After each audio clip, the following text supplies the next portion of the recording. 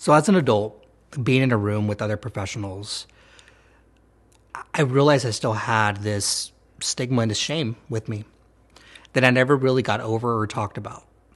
Being in a room with other healthcare professionals that came from good upbringings, went to great universities, really were really and are smart people.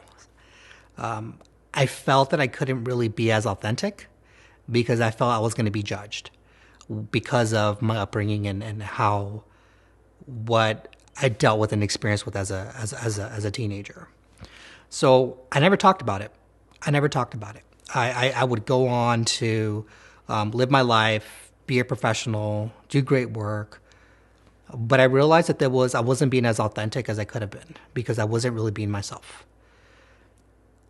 It wasn't until I started looking for an organization that I wanted to work with just for personal and professional growth that I stumbled upon an organization in Los Angeles that dealt with teens who were also impacted by incarceration.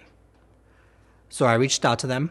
I connected with their leadership team, with their board members. They explained what they did. And I immediately thought to myself, like, wow, I can't believe this exists. And I thought to myself, where would I have been if I had that when I was a teenager? If there was a group, a support group, or even anything in high school where I could go every single day or once a week and just talk about what I was feeling, because at the time I felt I was the only one. And I started working with them on various projects. They invited me to go see some of the young teenagers talk about their experiences. So I went, not thinking much of it. And what I realized was these students were putting their stories together in a very beautiful way with poems and writings and music. And they weren't shy about standing up and talking about it. And I thought, this is so amazing. Like, they're so brave for doing this. Like, this is awesome. And this is me at 30, 31, feeling that these kids were now inspiring me. So seeing them do that gave me the strength to start talking about my story. Because I was invited one day to talk about my story with the students. And after I was done, I looked at my partner and I told her, that's the first time I've ever told my story, like, in my life. You know, that's the first time I ever even felt like there was an audience that would want to listen to this. So today I share my stories for many reasons. Personally, it's very therapeutic for me. Sitting here telling my story, it feels like there's a lot of pressure that was on my shoulders that's now kind of lifting up. It's real. It happened. It's part of my life. But I've realized that there are other young folks out there, not even young folks, even professionals that or adults that haven't found their courage yet to talk about what they went through, which is why I now wanted to share my story to inspire them. It was teenagers that inspired me to be brave and courageous and even talk about this stuff. Had it not have been for those teenagers, I probably wouldn't have talked about it at the age of 30. I wouldn't have lied about my situation or where my dad was, but I would have dismissed it.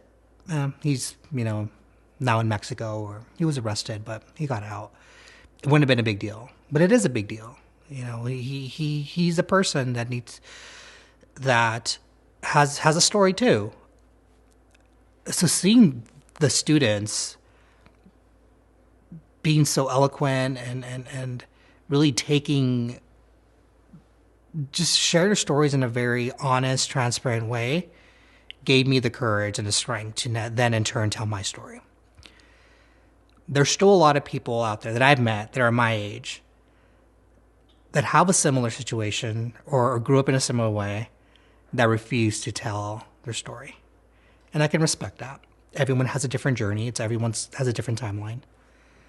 But I hope that when they see me sharing these moments in my life, they too can find some courage in their story, and they then can come forward and talk about what they experienced, because there's a lot of similarities amongst people that have been impacted by incarceration. We all deal with the shame, the stigma, the hatred, and feeling like no one understands, feeling like you're less than because someone's in prison. And society has this stigma that once you go to prison, that's it. You failed at society. You can no longer be a productive member of society. You're written off. And that's far from true. Yeah, that's far from true. So my hope and my goal is, by sharing these stories and being authentic and being honest, I can inspire someone else to come forward and share their story.